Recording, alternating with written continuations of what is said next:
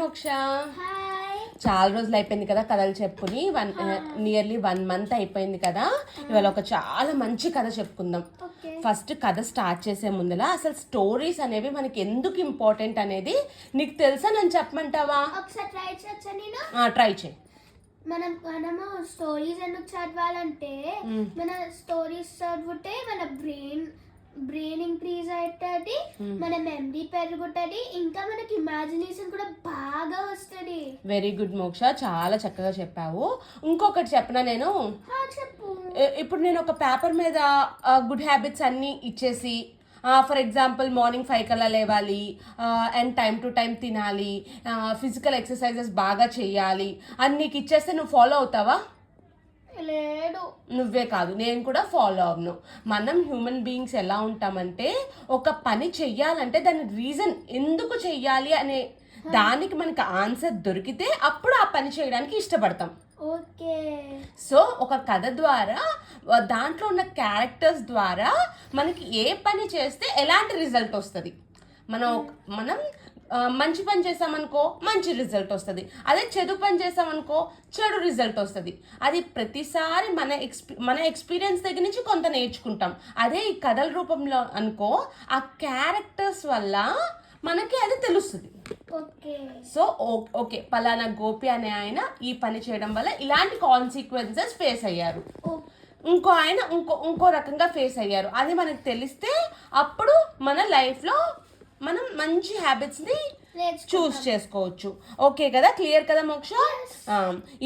ఇవాళ దాని గురించి ఒక స్టోరీ ఉంది, చాలా మంచి స్టోరీ మోక్ష, విను.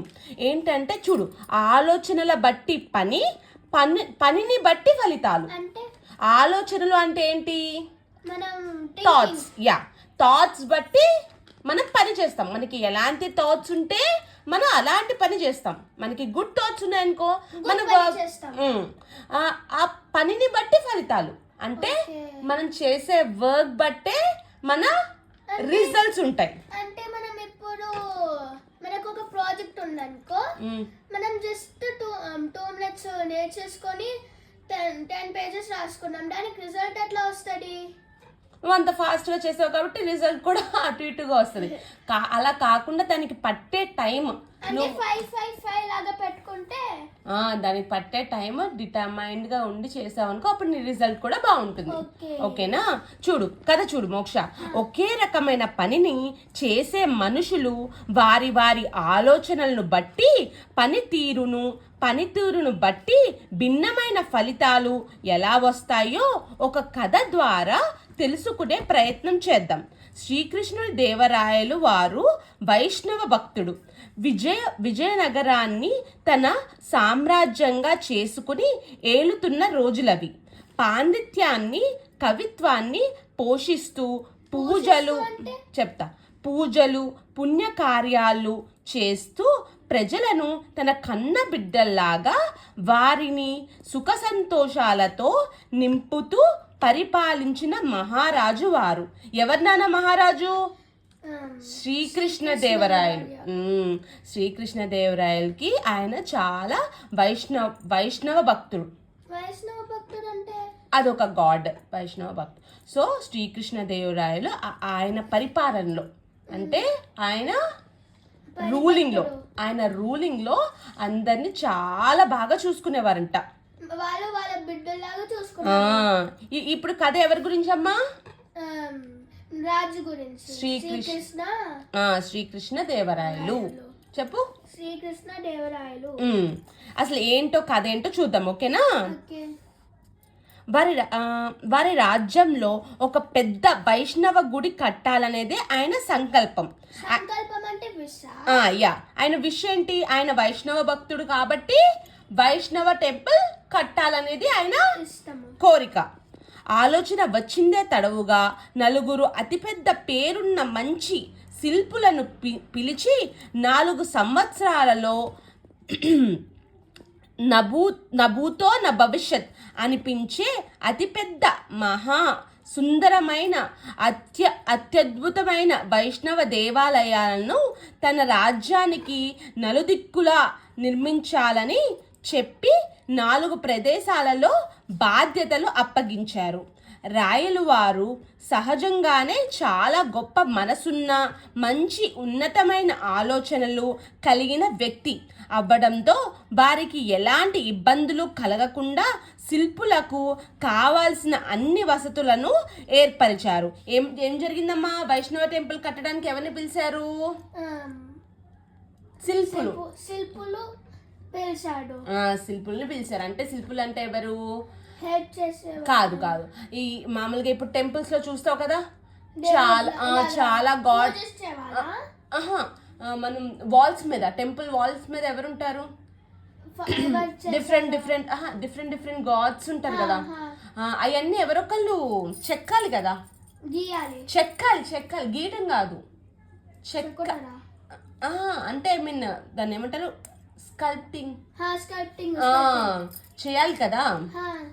అందుకని ఇప్పుడు ఇది ఊరు అనుకో, 4 వైపులా డిఫరెంట్ నలుగురిని పిలిచారు. చాలా పెద్ద పెద్ద శిల్పుల్ని, స్కల్ప్చర్ ఆర్టిస్ట్ ని నలుగురిని పిలిచారు.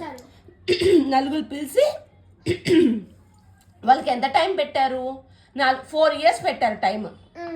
4 years పెట్టి వాళ్ళకి కావాల్సిన ఎక్స్క్యూజ్ మీ వాళ్ళకి కావాల్సిన అన్ని వసతులు, అంటే వాళ్ళు ఎక్కడ ఉంటారు, ఏం తింటారు, అవన్నీ కూడా చాలా చక్కగా చూసుకున్నారు. ఓకేనా? 4 సంవత్సరాల తర్వాత తనే స్వయంగా వారు కట్టిన వైష్ణవ దేవాలయాలను దర్శిస్తానని చెప్పి వారికి కొంత ధనం ఇచ్చి పంపించారు. చూస్తుండగానే 4 సంవత్సరాలు పూర్తి కావస్తున్నాయి. తను అప్పగించిన 4 years టైం ఇచ్చారు. కొంచెం డబ్బులు ఇచ్చారు, 4 years టైం ఇచ్చారు. నేనే వచ్చి చూస్తాను అని చెప్పారు శ్రీకృష్ణదేవరాయలు. అయితే చూస్తుండగానే 4 years అయిపోయింది. దేవాలయ నిర్మాణాలు ఎంతవరకు వచ్చినాయో తెలుసుకోవాలనుకున్నారు. మంత్రివర్గంతో కాకుండా తనకు ఇష్టమైన కవి సామ్రాట్ తెనాలి రామకృష్ణుడితో కలిసి వెళ్ళారు. ఎవరితో కలిసి వెళ్ళారమ్మా శ్రీకృష్ణదేవరాయలు? తెనాలి రామకృష్ణుడు. ఎవరెవరు వెళ్ళారు చెప్పు? తెనాలి రామకృష్ణ, ఇంకా దేవరాయలు, శ్రీకృష్ణదేవరాయలు, తెనాలి రామకృష్ణ.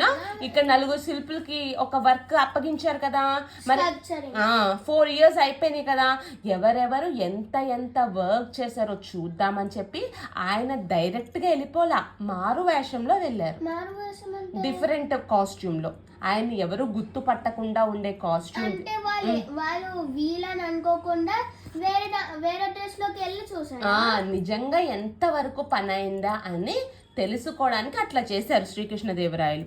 అయితే రాయలు వారు మరియు తెనాలి రామకృష్ణ ఇద్దరూ కలిసి మొట్టమొదటిగా శిల్పి దగ్గరకు మారువేషంలో వెళ్ళారు. 4వ సంవత్సరం పూర్తి కావస్తున్న గుడిలో 4వ వంతు మాత్రమే పూర్తి చేశారు. ఎంత పని చేశారంట? ఫస్ట్ ఆయన ఓన్లీ 1/4 పనే, 1/4 పనే చేశారు. ఏంటి అంటే 4 స్కల్ప్చర్స్ లేదు 4 స్కల్ప్చర్స్ లో ఒకటి అవ్వలేదు.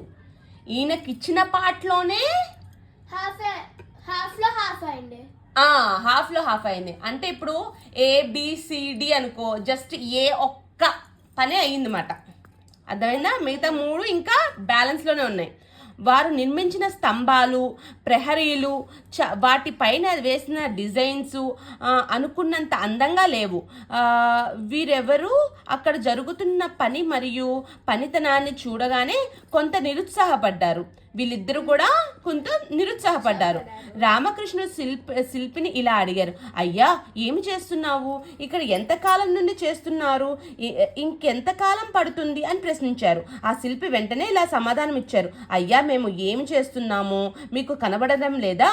రాళ్లను చెక్కుతున్నాము. ఈ దేశపు రాజు గుడి కట్టమని ఆజ్ఞ ఇచ్చారు. మమ్మలను తీసుకువచ్చి ఇలా పని చేయిస్తున్నారు. 4 సంవత్సరాలైంది. పావు వంతు మాత్రమే పూర్తయింది. ఇంకా 3 భాగాలు కావాలి. ఎప్పుడు పూర్తవుతాయో మాకు తెలియదు. మీరే చూశారు కదండి ఎంత కష్టమైన పని. మా చేతులు పొక్కులు వెళ్తున్నాయి. అంటే ఇంకా ఊన్స్ వచ్చేస్తున్నాయని. అప్పుడప్పుడు సెలవులు తీసుకుంటూ పని చేయాల్సి వస్తుంది. ఇంత పెద్ద గుడి 4 సంవత్సరాల్లో పూర్తవుతుందా? ఇంకెన్ని సంవత్సరాలు పడుతుందో నాకే తెలియదు అని చాలా నిర్లక్ష్యంగా సమాధానం చెప్పారు. సరే మంచిదండి అని అక్కడి నుండి మరొక గుడి నిర్మాణ ప్రదేశానికి బయలుదేరారు. ఫస్ట్ టైం చేసేసాడమ్మా మొత్తం పనంతా? లేదు, చెయ్యలేదు. 1/4 అయింది. రీజన్ ఏం చెప్పారు? పెద్ద పెద్ద గుడి, దానికంటే ఎక్కువ సంవత్సరం తీసుకుంటారంట. ఇంకా వారికి పొక్కులు వచ్చేస్తున్నాయంట చేతులు మీద. చాలా అసలు కొంచెం కూడా మంచిగా చెప్పలేదంట, చాలా యారగెంట్ గా చెప్పాడంట సమాధానం. తదుపరి రెండవ గుడి కడుతున్న శిల్పి దగ్గరికి వెళ్తారు. అక్కడ 2 భాగాల మేరకు గుడి పూర్తయింది. మొదటి గుడి కన్నా కొంత మెరుగ్గా పని జరిగింది. రామకృష్ణ గారు మొదటి శిల్పికి వేసిన ప్రశ్నలే వేశాడు. అందుకు సమాధానంగా రెండో శిల్పి ఇలా చెప్పారు: అయ్యా, నేను నా కుటుంబ సభ్యులు నా వర్గీయులందరూ కష్టపడి పని చేస్తున్నాము.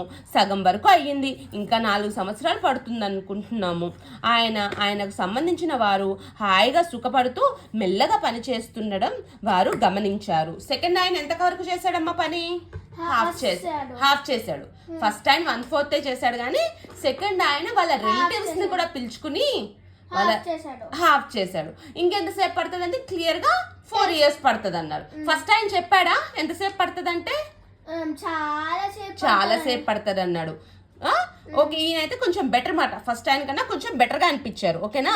అప్పటికే సాయంత్రం అవుతుండగా ఆ రాత్రి అక్కడే నిద్ర చేసి తెల్లవారుజామున 5 గంటలకే నిద్ర లేచి తిరుగు 3వ దేవాలయ నిర్మాణానికి వద్దకు బయలుదేరారు. అక్కడ నుండి వారెవరు 3వ శిల్పి దగ్గరకు వెళ్ళి చూశారు. 3 వంతుల గుడి నిర్మాణం పూర్తయింది. ఇక్కడ పనిచేసే వారు అందరూ కష్టపడి పనిచేస్తున్నారు. మిగతా 2 గుడి నిర్మాణాల కన్నా చాలా మెరుగ్గాను శిల్పి తన బంధువులతో పాటు ఇతరులను కూడా పనిచేస్తున్నారు.